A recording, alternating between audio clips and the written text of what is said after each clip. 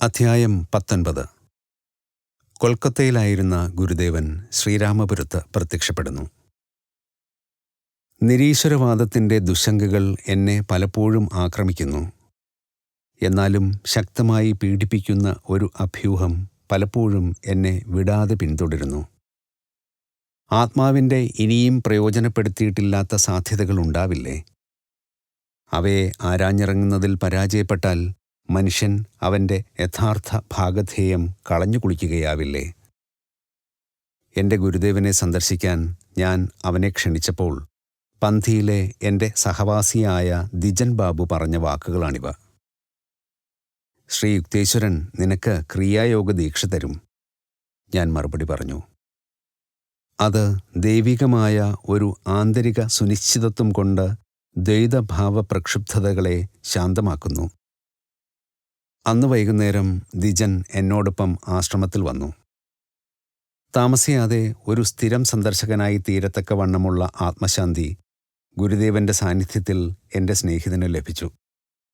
നിസ്സാരമായ ദൈനംദിന ജീവിത വ്യാപാരങ്ങൾ നമ്മുടെ അഗാധ കാമനകളെ തൃപ്തിപ്പെടുത്തുന്നില്ല. വിജ്ഞാനത്തിനു വേണ്ടിയും മനുഷ്യന് സ്വാഭാവികമായ ദാഹമുണ്ട്.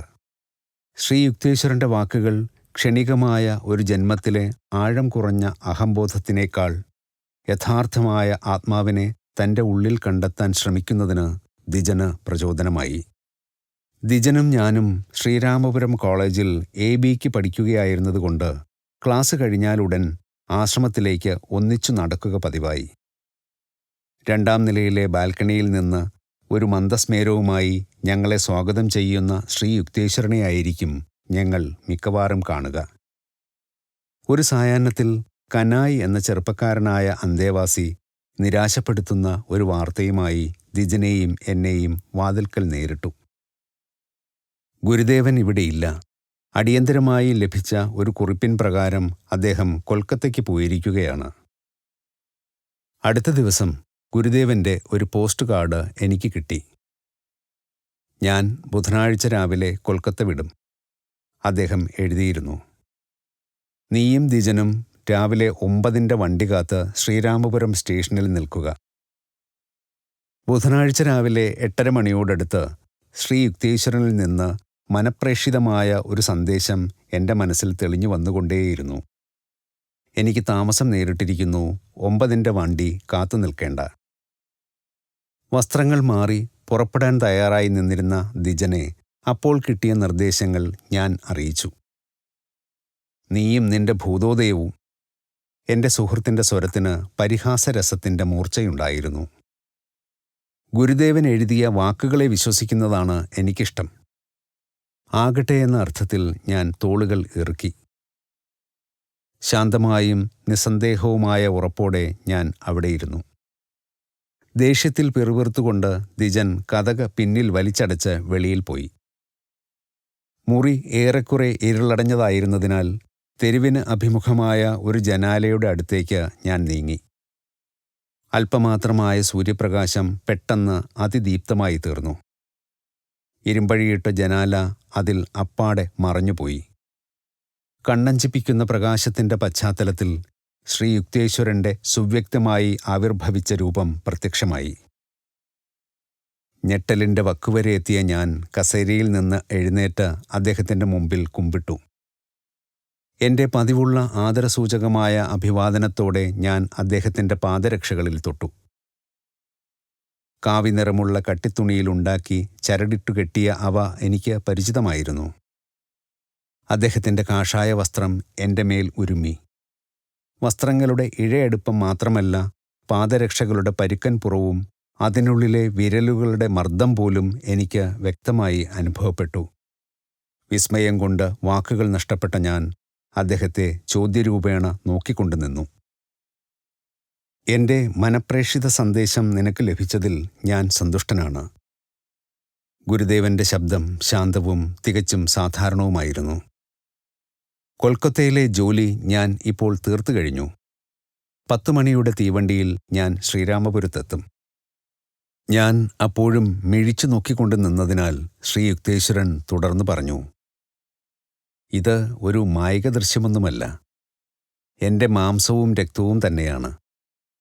ഭൂമിയിൽ വളരെ അപൂർവമായ ഈ അനുഭവം നിനക്ക് നൽകാൻ എനിക്ക് ദൈവീകമായ കൽപ്പന ലഭിച്ചിട്ടുണ്ട്. എന്നെ സ്റ്റേഷനിൽ വച്ച് കാണുക. ഇതേ വേഷത്തിൽ നിങ്ങളുടെ അടുത്തേക്ക് ഞാൻ വരുന്നത് നീയും ദിജനും കാണും. എൻ്റെ സഹയാത്രികനായ ഒരു പയ്യൻ ഒരു വെള്ളി ലോട്ടയും പിടിച്ച് എൻ്റെ മുന്നാലെ പോകും.